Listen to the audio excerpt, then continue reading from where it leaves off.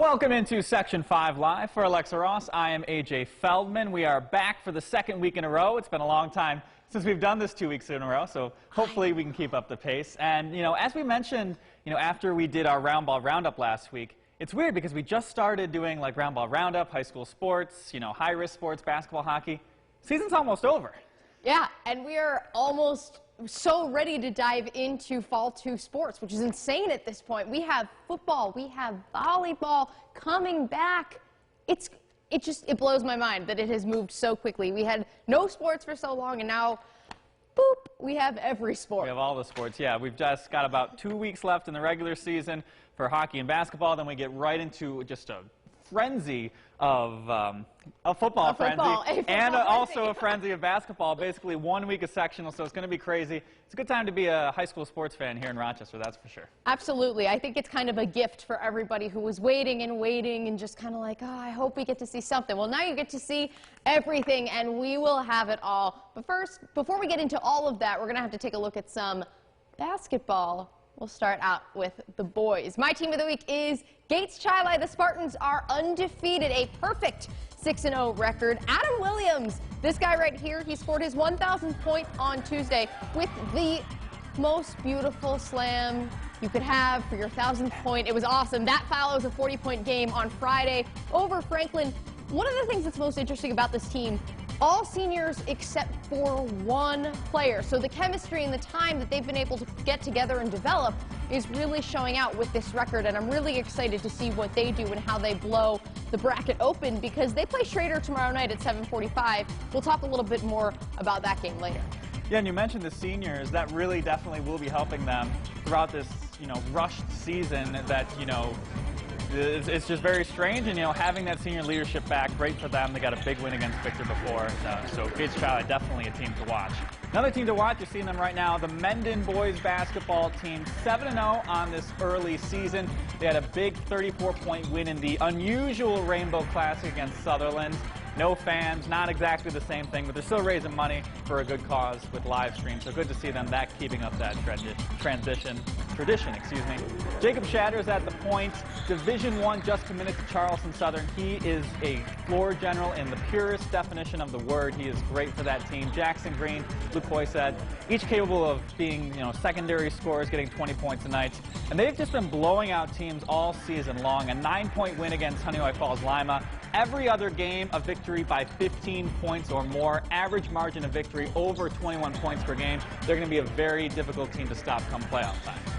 It's just so much fun to watch these teams, both the boys and the girls team, but the boys especially. Watching them against Sutherland was a blast. I mean, I felt like I was in the U of R gym. The stakes were high. They were playing like there were thousands of people out there, but it was so great to see. And I think that when we have teams like that, it's hard to ignore when we have sectionals roll around, but anything can happen. Yeah, really strong defense there on that Mendon team. That's why they held Sutherland just in a way I have never seen a Sutherland team. That is a pretty decent team. Yeah. Get held. No shots were falling. They were in their faces. The press was just, obviously it's a school district rivalry, so you know a lot about them. You know these guys who probably play against them in travel, but oh my gosh, like their defense is phenomenal. Hats off to this entire team. Yeah, we talk about Mendon and the great boys basketball program, the girls program. As we transition to our girls segment, we highlight another school with such a great boys and girls team right now, North Star. Both teams undefeated so far this season, and there is one family that is at the center of it all. Let's take a look. For almost all of J.J. Garwood's 15 seasons as the head coach of North Star, his son Ryan has been right there with him. He was 4 years old. He'd sit on the bench and watch, and he was just waiting for it till it was his turn to get in, and quite honestly, so was I. Last year, Ryan set the Section 5 record for most threes made in a game, a record his dad once held. And this year, the same night J.J. won his 250th career game, Ryan eclipsed 1,000 career points. I was happy to play for him. celebrate that night. It was a real good feeling. It kind of brings our relationships closer together, just like as like a team, but like as a family, I guess. And it's not just Ryan and JJ making a name for the Garwoods here at North Star. Elena is a sophomore on the girls team, is averaging over a double-double this season, and at 5'10" has most of the height for the family. I got nothing for her in the post. I can't offer her any advice. Elena says there is some pressure living up to the Garwood name, but it's actually helped her in her career. Having my dad and my brother do so well, so it makes me want to do good too, and so just striving to be good like them and keep the family name going good. And there are even two more Garwoods. Isla, an 8th grader who has creative interests outside of basketball, and Jay, a 6th grader who took 2nd place in a state free throw shooting contest just last year. So I'm sure we'll be hearing his name coming up through here in the next few years. Sorry, Section 5, you're not done with the Garwoods anytime soon. Yeah, JJ and Ryan, you know, they share so many similarities, both on the basketball court, the milestones they've picked up. They also share a birthday, born on the same day, New Year's Eve. So, you know, they are just in, step with each other.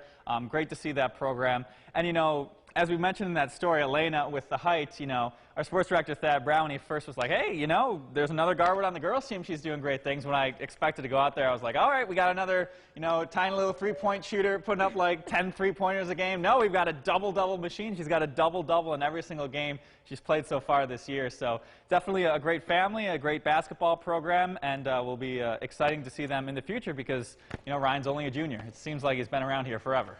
The Garwoods have created an empire at North Star, and it is very cool to watch. I have not yet seen Elena play, I will say that, but last year watching JJ get wrecked, just seeing everything happen, watching JJ and Ryan kind of, it's like just, I'm forgetting the word. They're in sync. It's fine. Words. But they're great. They're so much fun to watch. The North Star team last year was great. The North Star team this year is even better.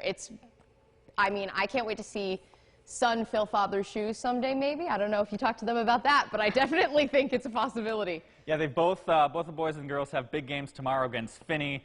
In that Finney game, the boys game, Marcus Robinson, he is 27 points away from 2,000. We will have that coming up for you on Roundball Roundup tomorrow. So let's get back to some of our teams of the week. We've taken a look at the boys. Now let's head over to the girls side of it. Alexa Ross, let's see who you got. I have Canandaigua. They are 2nd place in Class A. Their only loss came from Fairport. That was a 9-point game. Sophomore Maya Herman leads them. And behind Menden, they're in 2nd place. And they won't see each other until sectional. So that's definitely a matchup to watch because I think it could be a bracket breaker. I don't want to say anything too soon, but it's definitely something to keep into consideration. We will definitely see that's going to be a tough task for them. But, anything's possible in the playoffs, that's for sure. As we move over to my girls' team of the week, we are heading out to Waterloo. They have a perfect 7-0 record on the season so far this year, playing great basketball. They got a good win over a quality Penn Yan team on Friday, one of the other contenders in that B2 bracket. They handed Palmac their only loss of the season this year to open up the season, beating them by 20 points. And they're currently in action right now. Last time I checked the Twitter sphere, it looked like Waterloo was kind of pulling away from that one. So they will stay undefeated. Balanced scoring attack, about as balanced as you can get. Morgan Caraballo leads them with just under 12 points per game. Their next 6 players on their scoring leaders between 6.5 and 12 points per game. So they have a great starting core there, a couple players off the bench.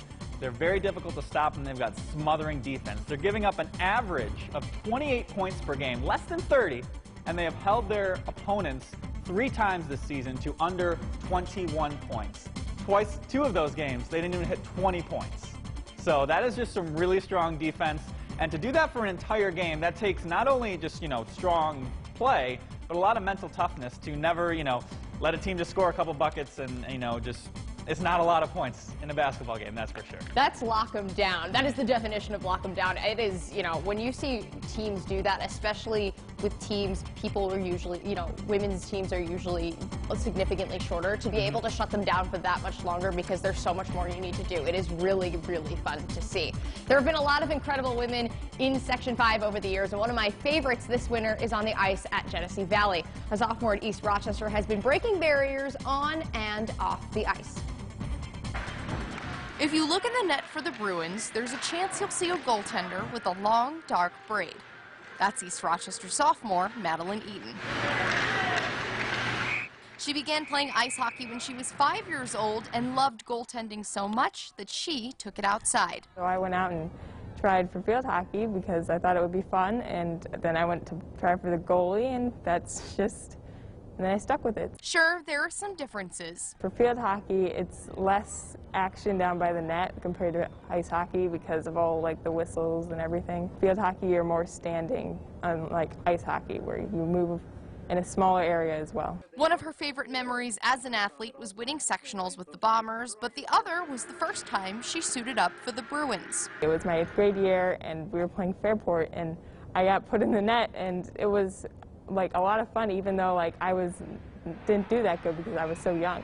Winning is fun, but Eaton's goal is simple: bring awareness to girls in the sport.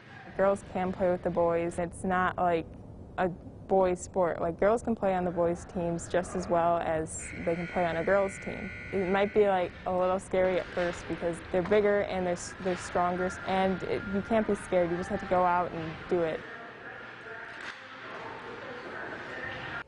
So Madeline also plays for the Rochester Edge, which is the travel team that is specifically for girls. There are a lot of Section 5 women who do play on that team. She is in a 2-rotation starter for East Rochester HFL and Brighton, those teams out of order as I say it right now.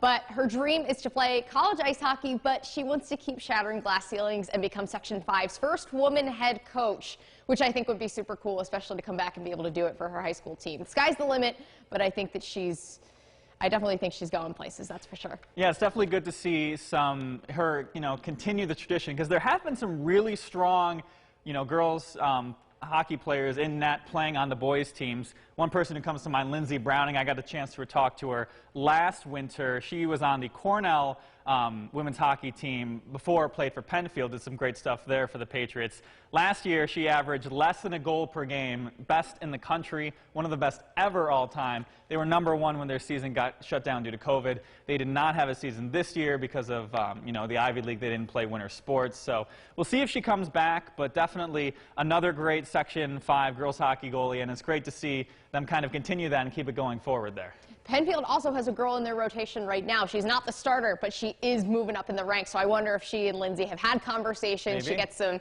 I think Lindsay also played for the Edge. So, a lot of women coming up through that program and really learning a lot. Yeah, about these days, you're seeing, it's not rare to see these, girls on the boys' teams. There's definitely a lot, which is really great to see. Yeah, I think one of my favorite things about Maddie, too, is that she just kind of walked into a field hockey tryout because she thought it would be fun. She was like, I play goal. This could be cool. This is fine. She did it and then won a sectional championship. I mean, she did this and has only been playing field hockey for 2 years. And just, she helped bring East Rochester their first win in 11 years. And it's, that team rallies around her. She loves them. And her favorite thing about the sports, both of them, is just the teams that she's been able to meet, whether it's the girls she goes to school with or the boys that she's met from HFL and Brighton, who she never would have met otherwise. Yeah, definitely. So we head back onto the ice from field hockey. We're talking some Section 5 hockey this year, and really the story, I think, so far in Section 5 hockey is the parity so far. Right now we have no undefeated teams on the season, and we're only about 7 or 8 games in, so that's, a little bit unlikely that you see that this early in the season. But in highlighting our team of the week, I think there's no other option than the Victor Blue Devils. They started out their season with their only loss of the season, knocking them off to Schrader. In overtime, they got a loss. Since then, they've got 7 straight wins, including tonight's victory, avenging that loss against Schrader. They got a 5-1 win. In their 8 games this year, they have only given up just 9 goals. That is 8 games, 9 goals. It's pretty good.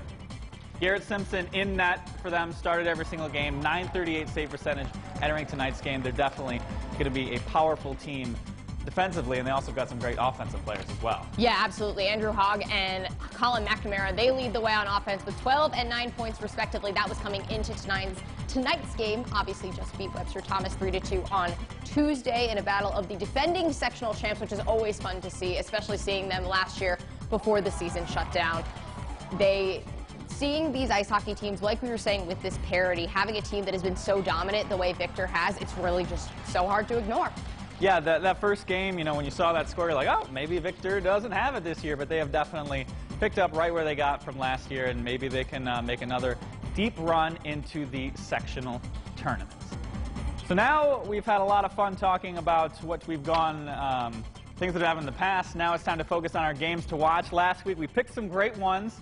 We had Hilton and the Bruins, the Brighton, HFL, East Rochester. We say Bruins just to keep it short. That was an overtime win. I was there. That was a lot of fun to be at that game. I told you it was going to be a good one. Definitely. So hopefully now you can pick another one that is just as good. What do you have for your game to watch coming up this week? All right, fingers crossed. It's in boys basketball. You know how we talked about Gates Chili? They're playing Webster Schrader away. That's at 7:45 tomorrow night. We'll have those highlights. 6-0 Gates and 4-3 Schrader. I know what you're thinking. 4-3 Schrader? They played before. Season opener, a 1-point win over Schrader. So this could be the hardest game they play all year on both sides of the court, because obviously Schrader wants to avenge that early season, and if anyone knocks them off, it could be Schrader, and that would blow AA wide open, which I think could be a lot of fun to watch. So we'll have to see. Again, we'll have those highlights on Roundup. Yeah, we've seen Gates Chili stay undefeated this season. They have a lot of really close wins this season, so they're definitely not unbeatable, but they've done a good job so far this season at proving they could win those close games, which is what you're going to need against a team like Webster Schrader. And they've also got Victor coming up on their schedule later in the week. I believe that's on Thursday. So you know the Blue Devils are going to be very anticipating that matchup, trying to knock them off, and the team that beat Victor for the only time so far this season. Heading over to my game of the week, I'm looking at girls basketball. We've got a great matchup. This is always a great matchup. Penfield and Mendon. This game is on Tuesday in March 2nd. We're already into March. It's crazy as it sounds. Mendon undefeated on the season. Penfield just one loss this year, and that, of course, was to Pittsford Mendon by 8 points about a week ago. For Mendon, you've got Lexi Green, Anaya Coleman. If they can get past Penfield, they've already beaten a lot of the top teams in Class A this season, the regular season. A win against Penfield, this might be their toughest game, not only in the regular season, but in the playoffs throughout the season. So if they can get past this game, you've got to get in mind that Mendon might go undefeated again, which really would not be a surprise with how great that program is. No, not at all. With 5 seniors, they're incredible. I think the best thing about that Penfield-Mendon game, I was there, Penfield usually dominates that game. That is a Penfield consistent for seasons win. Mendon beat them for the first time in years last week. So Penfield absolutely could step it up and do it again. So, I mean, we're just going to have to wait and see. And then the rest of Class A are teams that are trying to weave their way in. One of them, obviously, Canandaigua. So I think the Canandaigua girls have this game circled to watch, because this is going to be one of the things that determines sectional seeding. Definitely, and that sectional seeding is just a few weeks away, less than 2 weeks away, I believe. So we've got a lot of great content coming up for you on Section 5 Live. We'll be once again back here every single week, same time, same place, right here on Thursday night, 9 o'clock. And it's just going to be fun to see how the rest of this abbreviated winter season shakes out. And it will be a lot of fun. Remember, Roundball Roundup tomorrow night at 11 o'clock. Be sure to tune in. We have a lot of great games coming up tomorrow night, so we will have all of that for you then. Until next week, I'm Alexa Ross for AJ Feldman. I will see you next time. Follow News 8 wherever you are on RochesterFirst.com, Facebook, Twitter, and our apps for both news and weather.